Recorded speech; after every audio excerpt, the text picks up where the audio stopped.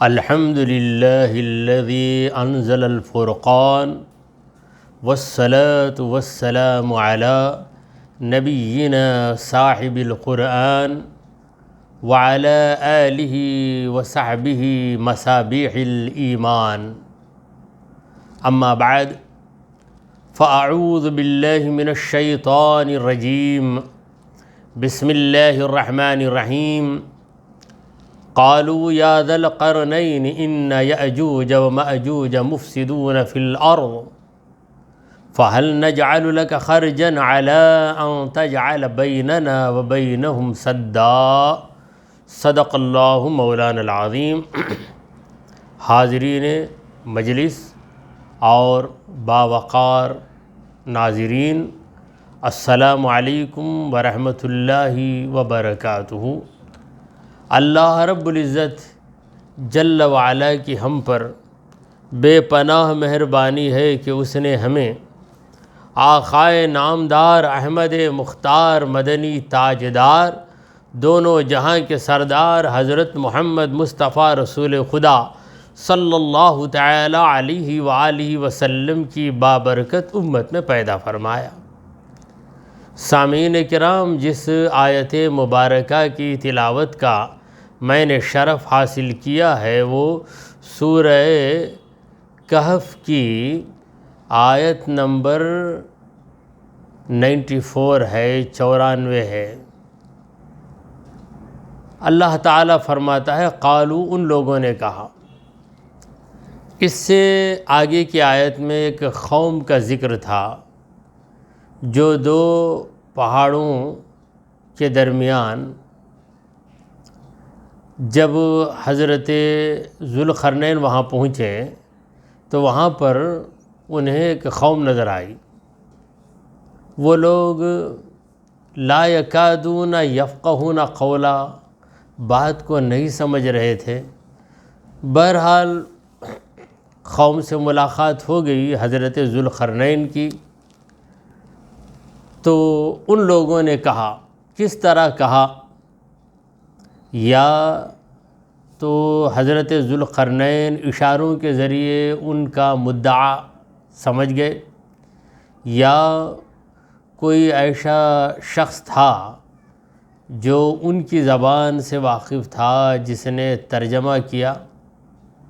بہرحال وہ لوگ بات کو نہیں سمجھتے تھے حضرت ذوالقرنین کی، مگر یہ نہیں ہے کہ ذوالقرنین ان کی بات کو نہیں سمجھتے تھے، تو ان کی باتوں کو حضرت ذوالقرنین علیہ السلام سمجھ گئے۔ تو ان لوگوں نے حضرت ذوالقرنین سے کہا یا ذا القرنین، اے ذوالقرنین۔ اب یہاں پر ذوالقرنین جو ذا القرنین بن گیا یا کی وجہ سے حرف ندا ہے اور ذو مضاف ہے۔ جب مضاف منادا بنتا ہے تو اس کا اعراب نصب ہو جاتا ہے۔ یا ذا القرنین، اے دو قرن والے، یہ ان کا لقب تھا، نام ان کا تھا اسکندر، سکندر۔ ان یأجوج و ماجوج، بے شک یاجوج اور ماجوج، یہ لوگ یعنی یہ قوم ہے یاجوج و ماجوج، مفسدون فی الارض، یہ لوگ زمین میں برابر فساد کر رہے۔ ان کا فساد یہ تھا کہ وہ قتل کر دیتے، چیزوں کو غارت کر دیتے، کھیتوں کو کھا لیتے، جانوروں کو بھی کھا لیتے اور انسانوں کو بھی کھا لیتے تھے۔ یہ در حقیقت نسل آدم ہی سے تھے۔ حضرت یافث بن نوح علیہ السلام، نوح علیہ السلام کے ایک بیٹے تھے یافث، ان کی اولاد سے تھے شریر لوگ، اور ان کی تعداد بہت زیادہ تھی، بڑی کثیر تعداد میں تھے۔ تو یہ دو پہاڑوں کے درمیان سے نکلتے اور فساد کرتے، چیزوں کو برباد کر دیتے۔ ان کے اندر نہ تہذیب تھی، نہ تمدن، نہ شعور، نہ احساس، انسانیت بالکل نہیں تھی، بلکہ جانوروں سے بھی گئے گزرے تھے۔ تو یہ لوگ جن کی ملاقات حضرت ذوالقرنین سے ہوئی، یہ لوگ ذوالقرنین سے گزارش کرنے لگے فَهَلْ نَجْعَلُ لَكَ خَرْجًا، کیا ہم آپ کے لیے کوئی رقم مقرر کریں، یعنی ہم آپ کو فیس دے رہے ہیں، کس بات پر؟ عَلَىٰ أَن تَجْعَلَ بَيْنَنَا وَبَيْنَهُمْ سَدًّا، آپ اتنی مہربانی کر دیجئے کہ ہمارے اور ان کے درمیان ایک دیوار اٹھا دیجئے۔ یعنی وہ لوگ دو پہاڑوں کے بیچ میں رہتے ہیں اور وہاں سے نکل کے فساد برپا کرتے ہیں، تو جہاں وہ لوگ رکے ہوئے ہیں وہاں پر آپ ایک اونچی دیوار چڑھا دیں گے تو وہ لوگ ہمارے طرف نہیں آ سکیں گے، دیوار کے پیچھے ہی رہ جائیں گے۔ ویسی مضبوط دیوار آپ بنائیے، کیونکہ ہم آپ کو دیکھتے ہیں کہ آپ بڑے قوی ہیں، بڑے زبردست ہیں، آپ کے اندر ہر ہنر موجود ہے، آپ ہی یہ کام کر سکتے ہیں اے ذوالقرنین، تو اس سلسلے میں آپ کو ہم معاوضہ دینے کے لیے تیار ہیں، جو بھی معاوضہ ہو ہم طے کر لیں گے، پھر اس کے بعد آپ ایک دیوار یہاں پہ کھڑی کر دیں گے، تو اس دیوار کی وجہ سے وہ ہمارے پاس نہیں آ سکتے، دیوار کو توڑ کر نہ آئے، ویسی مضبوط دیوار آپ بنا دیجئے۔ قال، حضرت ذوالقرنین نے کہا، ان لوگوں کی بات سنی اور جواب دیا، ما مکنی فیہ ربی، میرے رب نے جو قوت مجھے دی ہے، جو قوت، جو صلاحیت، جو ملکہ مجھے دیا ہے، خیر، وہ بہتر ہے میرے لیے، یعنی میں تم سے کسی معاوضے کا طلبگار نہیں ہوں، اور تمہارے معاوضے سے میرا کچھ بھرے گا نہیں اور مجھے اس کی ضرورت بھی نہیں۔ اگر کسی کے پاس کروڑ روپے ہوں اور کوئی اس سے کہے کہ میرا ایک کام کر دو، میں تمہیں 10 روپے دیتا ہوں، تو وہ کہے گا کہ بھائی اگر تیرا کام کرنا ہی ہے تو میں مفت میں کر دیتا ہوں، 10 روپے کی مزدوری تجھ سے لے کر کروں کیا؟ میرے رب نے تو مجھے بے حساب نوازا ہے۔ تو حضرت ذوالقرنین کو اللہ تبارک و تعالیٰ نے دنیا بھر کی سلطنت عطا کی، جس قوم کے خلاف بھی قدم اٹھاتے آپ غالب آ جاتے تھے، کہیں ذوالقرنین کی شکست نہیں بتائی گئی، ہر جگہ انہیں کامیابی ہی نصیب ہوتی تھی۔ اللہ تعالیٰ نے ان کی قسمت میں کامیابی لکھ دی، اور انہیں ویسی طاقت بھی تھی، عقل مندی بھی تھی، دانش مندی بھی تھی، تو ساری خوبیاں، سارے کمالات جو ایک فاتح کے لیے، ملک فتح کرنے والے کے لیے درکار ہے، وہ ساری خوبیاں اور سارے کمالات ان کے اندر پائے جاتے تھے۔ تو انہوں نے کہا کہ دیکھو بھائیو، تمہارے معاوضے کی مجھے طمع بھی نہیں اور اس کی مجھے ضرورت بھی نہیں ہے، بس اگر تمہارا مقصد پورا ہونا ہے، دیوار یہاں پہ اونچی کر دینا ہے، دیوار کو کھڑی کرنا ہے، فَأَعِينُونِي بِقُوَّةٍ، تو تم میرا ساتھ دو پوری قوت کے ساتھ، یعنی میرے مزدور بن جاؤ تم لوگ، میں جو کہوں گا وہ کرتے جانا، اس میں سستی نہیں کرنا، میں کہوں گا کہ یہ لاؤ لے آنا، وہ اٹھاؤ، ادھر بھاگو ادھر بھاگنا، جتنی دیر میں کام پہ تم کو رکھوں گا کام کرتے رہنا، بس کام کرو، میرا ساتھ دو، مجھے سپورٹ دو، تم اتنا ہی، پیسوں کی بات چھوڑو، اس کی مجھے کوئی ضرورت ہی نہیں ہے۔ اجعل بینکم وبینہم ردما، میں تمہارے اور یاجوج و ماجوج کے درمیان یہ ایک بہت بڑا ردم بنا دوں گا، یعنی بہت بڑی آڑ یا باڑ بنا دوں گا، اتنا زبردست اسکرین بن جائے گا، اتنا زبردست حائل بن جائے گا کہ یاجوج و ماجوج تمہارے پاس آ ہی نہیں سکتے، ویسی زبردست میں آڑ بنا دوں گا۔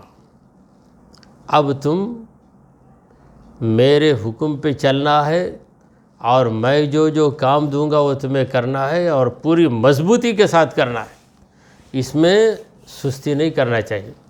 دیکھیے آدمی کمزور ہے حقیقت میں اس کی سستی اسے کمزور بنا دیتی ہے۔ کوئی واقعی کمزور رہتا ہے، سستی اس میں نہیں رہتی، تو وہ جسمانی کمزوری ہے، مگر نفسیاتی کمزوری یہ ہے کہ آدمی محنت کرنے کے قابل ہوتا ہے مگر محنت نہیں کرتا۔ تو اسی لیے حضرت ذوالقرنین نے کہا کہ بقوت، قوت کے ساتھ، یعنی جو طاقت اللہ نے تمہیں دی ہے اس طاقت کو کام میں لاؤ اور میرا سپورٹ کرو، میری مدد کرو، تو میں تمہارا مقصد پورا کر دوں گا، تمہارے اور اس ظالم قوم کے درمیان ایک بہت بڑی آڑ بنا دوں گا۔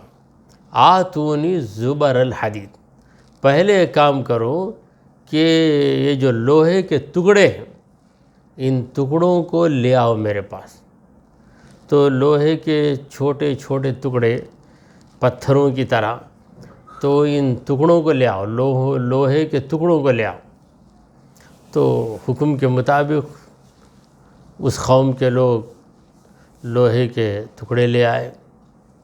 حتیٰ اذا ساوا بین الصدفین، یہاں تک کہ جب برابر کر دیا دو پہاڑوں کے درمیان کھدوائی کی اور لوہے کے ٹکڑوں کو رکھا، پھر لوہے میں آگ لگائی۔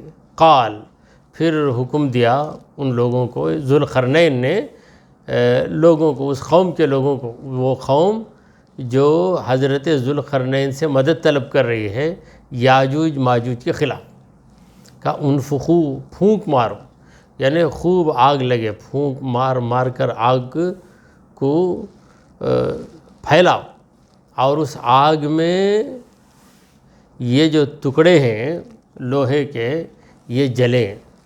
حتیٰ اذا جعلہ نارا، یہاں تک کہ یہ لوہے کو آگ بنا دیا، لوہا جل جل جل کر آگ کی طرح ہو گیا۔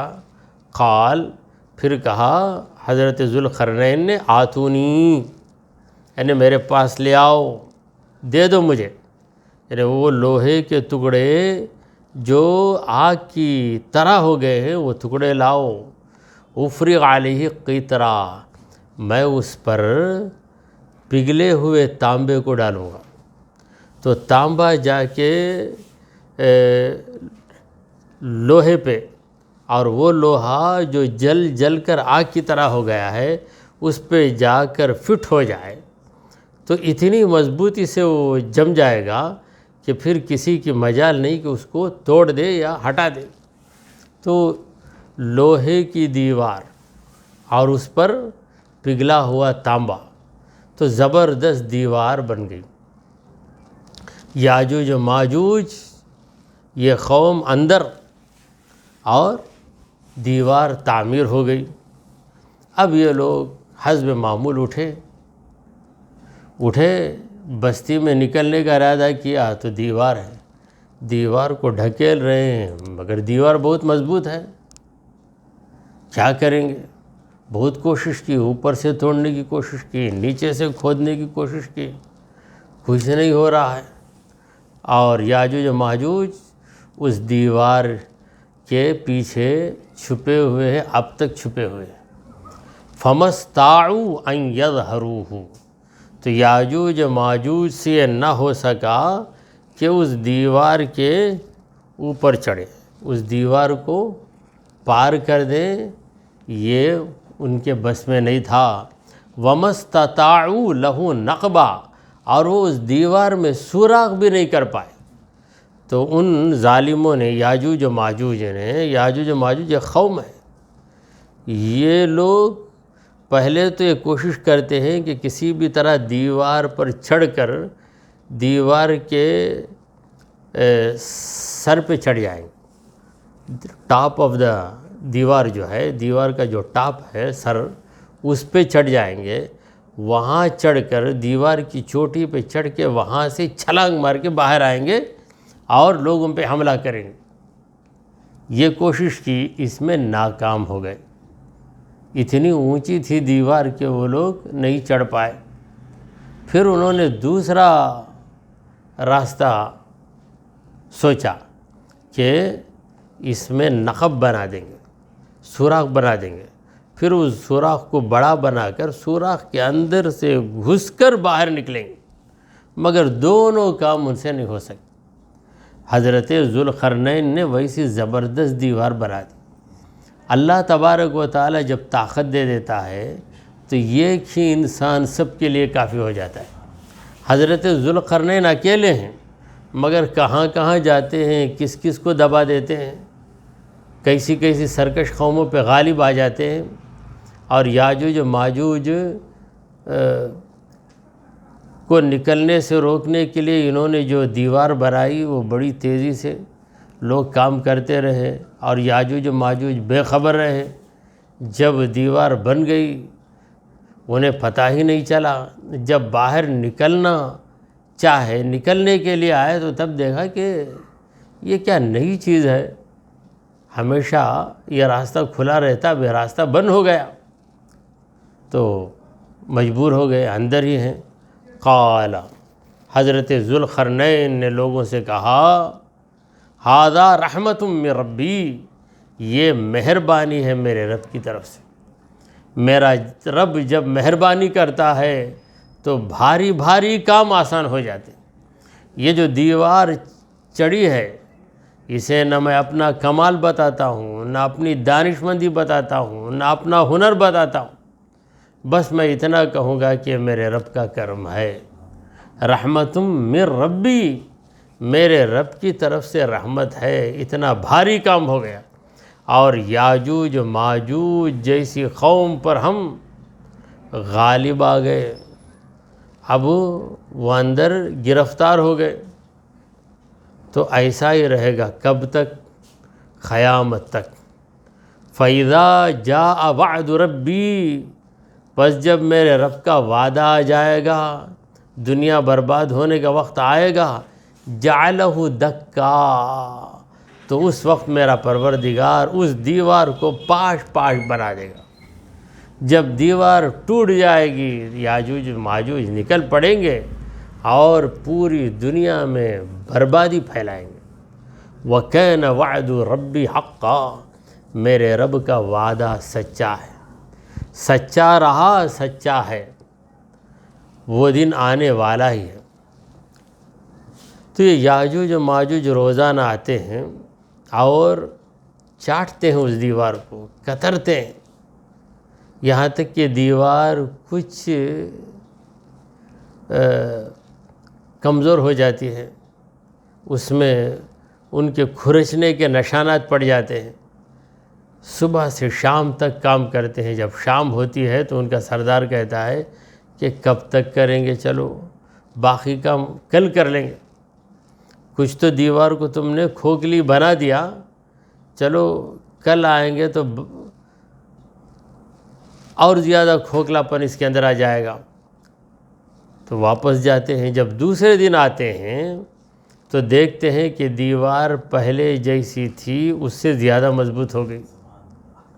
تو ایسا ہی ہوتا رہے گا، ہوتا رہے گا، یہاں تک کہ قیامت کے قریب ایک دن ان کا سردار کہے گا کہ بھائی کل آ جائیں گے انشاءاللہ، انشاءاللہ کل آئیں گے اور اسے چاٹ کر کتر کر گرا دیں گے۔ تو انشاءاللہ اس نے کہا، تو دوسرے دن آئے تو دیکھا کہ دیوار پہ جتنا کام ہوا تھا اس کام کا اثر باقی ہے۔ پہلے ایسا ہوتا ہے کہ اسے چاٹ کر کتر کر جاتے، پھر آتے تو نہ کاٹنے کا اثر رہتا، نہ کترنے کا، نہ چاٹنے کا کوئی اثر نہیں رہتا تھا۔ تو اس بار آئیں گے قیامت کے قریب تو اس کا اثر رہے گا، پھر وہ لوگ دیوار کو نرم بنا کے آخر دیوار گر جائے گی۔ جب دیوار گرے گی تو بڑی تیزی سے نکلیں گے یاجوج و ماجوج، اور ان کی تعداد بہت زیادہ ہوگی، یعنی وہ 2 4 10 20 نہیں رہیں گے، ہزاروں ہزاروں کی تعداد میں رہیں گے۔ پھر جب نکلیں گے تو ایسا معلوم ہوگا کہ انسانوں کا ریلا نکل رہا ہے، انسانوں کا سیلاب بہہ رہا ہے۔ وَتَرَكْنَا بَعْضَهُمْ يَوْمَئِذٍ يَمُوجُ فِي بَعْضٍ، اس دن ہم ان میں کہ یہ دوسرے کو اس دن ایسا کر دیں گے کہ یہ ایک دوسرے میں پر سیلاب بن کے جا رہا ہے، یعنی یاجوج و ماجوج نکلیں گے، پھر پیچھے والے دوڑتے ہوئے آئیں گے، ان کو ڈھکیل کے یہ آگے بڑھیں گے، پھر ان کو ڈھکیل کے یہ آگے بڑھیں گے، یعنی انسانوں کا ریلا، یہ یاجوج و ماجوج قوم ہوگی، نکلیں گے، لوگوں کو قتل کرنا شروع کر دیں گے۔ حضرت عیسیٰ علیہ السلام کا دور ہوگا، حضرت عیسیٰ علیہ السلام اپنی قوم کو لے کر، یعنی امت محمدیہ کو لے کر ایک پہاڑ پہ سوار ہو جائیں گے، اور پہاڑ کے اوپر سے ان لوگوں کا تماشا دیکھیں گے۔ یہ لوگ جو انہیں ملتا اس کو مار کے ختم کر دیں گے، کسی میں طاقت نہیں ہوگی کہ یاجوج و ماجوج کا مقابلہ کریں، بڑے زبردست لوگ ہوں گے وہ، آخر سب کو مار مار کے ختم کر دیں گے تو کہیں گے کہ اب کوئی بچا ہی نہیں۔ قتل کرنا ان کا مشغلہ تھا، جس طرح کوئی کھلاڑی روزانہ کھیلتا ہے، کبھی کھیلنے کا موقع نہیں ملتا تو اگتا جاتا ہے، تو یہ لوگ دیکھتے ہیں کہ اب قتل کرنا یہ ہماری فطرت ہے، مگر کوئی ملتا نہیں جسے قتل کریں، چلو ہم ایسا کریں گے کہ آسمان پر کوئی ہوگا تو اس کو قتل کریں گے، جنون چڑھ جائے گا تو تیروں کو برسائیں گے آسمان کی طرف، تو وہ تیر بھی خون آلود ہو کر آئے گی تو یہ لوگ سمجھیں گے کہ واقعی وہاں بھی قتل ہو گیا ہے، تو اسی حالت میں رہیں گے۔ حضرت عیسیٰ علیہ السلام بد دعا کریں گے کہ اے پروردگار اس قوم کو برباد کر دے، تو ان کی گردنوں میں کیڑے آئیں گے اور ان کیڑوں کی وجہ سے یہ لوگ مر جائیں گے، یعنی ایسی زبردست قوم جو بڑے بڑے بہادروں کو پچھاڑ دینے والی ہے اور مضبوط سے مضبوط چیزوں کو کھا جانے والی ہے، ویسی قوم کو اللہ تبارک و تعالی مٹائے گا تو ایک معمولی مخلوق کیڑے کے ذریعے پروردگار عالم اس قوم کو مٹا کے رکھ دے گا، تو سب کے سب ختم ہو جائیں گے، یاجوج و ماجوج سب مر کے گر جائیں گے، کیڑے جو گردنوں میں پڑیں گے، گردنوں کو چبائیں گے کیڑے، پھر ہوگا کیا، گردن کے اندر رگیں سب کھا جائیں گے وہ کیڑے، جب کیڑے کھا جائیں گے تو پھر یہ لوگ دھڑام سے گر پڑیں گے، تو لاشیں ہی رہیں گی۔ حضرت عیسیٰ علیہ السلام جب دیکھیں گے کہ سب مر گئے تو اتریں گے تو لاشیں بدبو، عیسیٰ علیہ السلام دعا کریں گے کہ اے پروردگار ان لاشوں کو غائب کر دے، کون ان لاشوں کو اٹھا کے دفن کرے گا؟ تو اللہ تبارک و تعالیٰ کے حکم سے پرندے آئیں گے اور وہ پرندے ان لاشوں کو اٹھا کر لے جائیں گے اور کہاں گرائیں گے پتہ نہیں، ایک پرندہ آئے گا، ایک لاش کو اٹھا کے اڑ جائے گا، تو وہ زمین ان سے خالی ہو جائے گی اور بدبو بھی ختم ہو جائے گی، تو اس طریقے سے اس قوم کا خاتمہ ہو جائے گا۔ تو مولا تعالیٰ فرماتا ہے کہ جب یہ لوگ نکلیں گے، وَتَرَكْنَا بَعْضَهُمْ يَوْمَئِذٍ يَمُوجُ فِي بَعْضٍ، ہم ان کو اس حال میں کر دیں گے کہ یہ ایک دوسرے کے اندر موج بن کر دوڑے گا، یعنی ہزاروں آگے تو ہزاروں پیچھے، وَنُفِخَ فِي الصُّورِ، اور پھر سور پھونک دیا جائے گا، یعنی قیامت قریب آ جائے گی، سور پھونک دیا جائے گا، فَجَمَعْنَاهُمْ جَمْعًا، تو ہم ان سب کو اکٹھا کریں گے، جمع کر دیں گے، ایک ہی میدان میں جمع کر دیں گے۔ تو قیامت کے دن کو یوم الجمع کہا جاتا ہے، جمعن کا معنی ہے جمع کرنا، تو اللہ تعالیٰ جمع کر دے گا سب کو، جامع المنافقین والکافرین، وہ کافروں کو منافقوں کو بھی جمع کرے گا، مومنوں کو بھی جمع کرے گا۔ تو میدان محشر ایک ایسا میدان ہوگا جس میں اولین و آخرین رہیں گے۔ پروردگار نے کہا فَجَمَعْنَاهُمْ جَمْعًا، ہم ان سب کو جمع کر دیں گے۔ وَعَرَضْنَا جَهَنَّمَ، اور جہنم کو ہم پیش کریں گے، حاضر کر دیں گے۔ یومئذ، اس دن ہم جہنم کو پیش کریں گے۔ للکافرین عرضا، کافروں کے لیے، یعنی کافروں کے سامنے جہنم کو حاضر کر دیا جائے گا، اور کافروں سے کہا جائے گا کہ دیکھو جہنم کو، یہ تمہارا ٹھکانہ، یہی تمہارا گیسٹ ہاؤس ہے، اسی میں جانا ہے تمہیں، دیکھ لو۔ تو پروردگار نے کہا کہ ہم جہنم کو پیش کریں گے کافروں کے سامنے۔ تو یہ کافر کیسے بنے، ان کی خصلت کیا ہے؟ الذین کانت اعینہم فی غطاء، یہ وہ لوگ ہیں جن کی آنکھیں پردے میں ہیں، عن ذکری، میری یاد سے، یعنی مجھے یاد نہیں کریں گے، یہی بہت بڑا پردہ ہے۔ جبکہ پروردگار عالم کو یاد کرنا، اس کے لیے کسی محنت اور کوشش کی ضرورت نہیں ہے۔ بعض لوگ کہتے ہیں کہ بتاؤ طریقہ کہ کیسے ہم رب کو یاد کریں۔ اگر آپ کو عرفان حاصل ہے تو خود بخود رب کا ذکر آپ کے دل میں جاری رہے گا۔ رب کا عرفان کیا ہے؟ یہ مخلوق میں خالق کا کمال نظر آئے۔ تو جہاں بھی آپ دیکھیں گے وہاں مخلوق ہی مخلوق ہے، اور ہر مخلوق کے اندر رب ذوالجلال کی قدرت کا ظہور ہے، اس کی قدرت کے جلوے نظر آ رہے ہیں۔ تو یہ کافر وہ ہیں کہ ان کی آنکھوں پہ پردہ ہے، اور اس پردے کی وجہ سے وہ مجھے یاد نہیں کرتے۔ وَكَانُوا لَا يَسْتَطِيعُونَ السَّمْعَ، اور یہ لوگ سن بھی نہیں سکتے تھے۔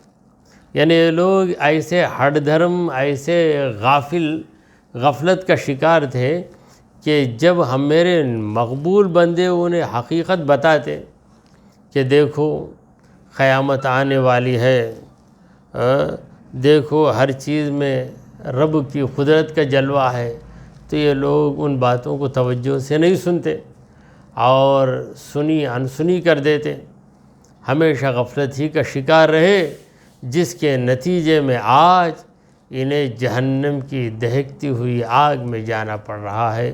دعا کیجئے کہ اے پروردگار، ہم نے جو کچھ کہا اور سنا اسے قبول فرما لے۔ اے اللہ، ہمارے گناہوں کو معاف فرما، ہماری خطاؤں کو درگزر کر دے۔ اے رب کریم، ہم کو تیرے دین پر استقامت نصیب فرما، ہمارا خاتمہ ایمان کی حالت میں فرما۔ وصلی اللہ تعالی علی خیر خلقہ سیدنا ومولانا محمد وعلی آلہ واصحابہ اجمعین۔ الفاتحہ۔